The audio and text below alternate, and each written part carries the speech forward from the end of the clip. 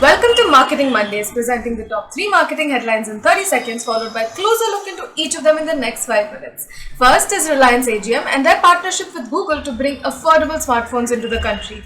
Next is again from Google, facing more scrutiny for their dominance in the internet ad space in the EU. And last is about nothing entering the Indian e-commerce space. Alright, now that we've covered the headlines, let's dive into some of the details. Mukesh Ambani has been talking about bringing 4G to the masses since the launch of the Jio network. However, that still remained a pipe dream as most people couldn't afford a smartphone to tap into the benefits of 4G.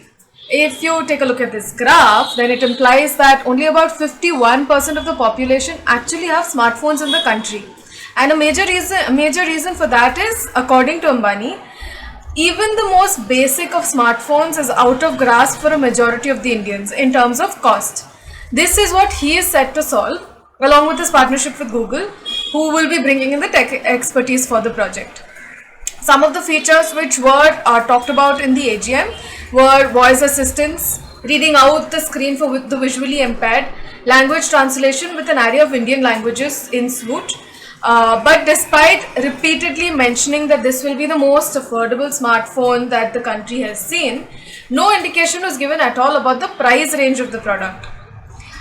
This phone could be positioned towards acquiring a lot of the Gen Z customers, because they have their camera being integrated with Snapchat and with all the filters that Snapchat brings. However, the one caveat that I could see is that it would come preloaded only with Jio and Google apps. Now, you may ask, why is that a bad thing? Well, because this seems eerily similar to Facebook's Free Basics and Internet.org movement from a few years ago.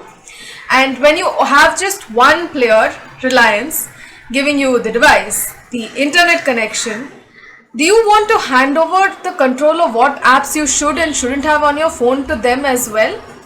But more importantly, if the entire ecosystem does come under the control of one entity, will our regulators step up and take them to task?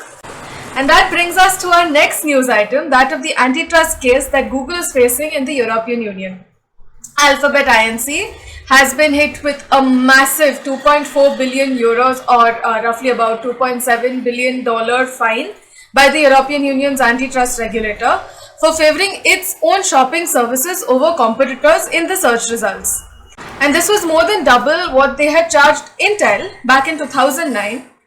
So how did the European Union come to the conclusion that Google had indeed been abusing its monopoly position?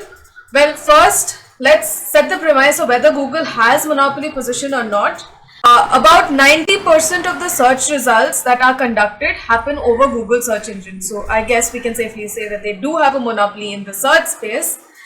The antitrust case also focused at the heart of Google's business, and that is of display ads. The display ad market in the European region alone is said to be roughly about $24 billion. The EU committee, they looked at data from a lot of years and they found that when people search for particular product, Google search results displayed their shopping results ahead of their competitors. As per the latest verdict, Google has up to 90 days to make the necessary change. However, Google's Senior Vice President, Kent Walker, defended it by saying, and I quote here, "When you use Google to search for products, we try to give you what you're looking for.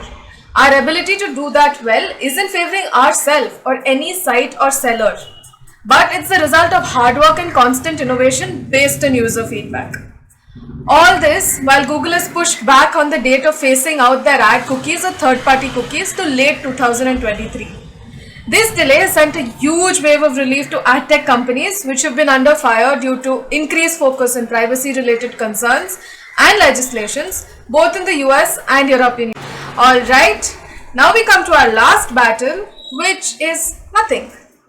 No, don't leave yet, because nothing is not to be taken so lightly. Nothing, a company that makes wearables and audio devices, aims to remove the barrier between people and technology to create a seamless digital future. The wearable markets in India saw a 144% rise in 2020, rising on the back of increased work from home, Zoom calls, and the entire audio-first culture.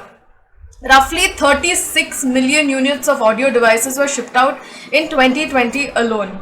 which is almost 3 times the numbers in 2019. Can you believe that? And a lot of this is in part thanks to the successive launches of affordable quality products as well. And this is the market that Nothing wants to tap into. They will be launching their Nothing Year 1 product on Flipkart alongside their global launch. But Nothing will face stiff competition from Indian players like Boat, Bolt, MI and many others.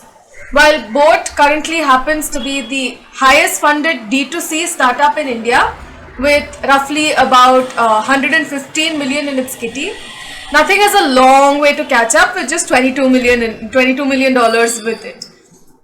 Although they do have some marquee names backing them like Google Ventures, Tony Fadell, Casey Neistat, and even our own serial entrepreneur, Kunal Shah. Hearing that, I'm sure you would have also had the same question that I did. Would we also be able to buy Nothing with our credit coins? That's it for now. This is your host Kamalika signing off. Until next week.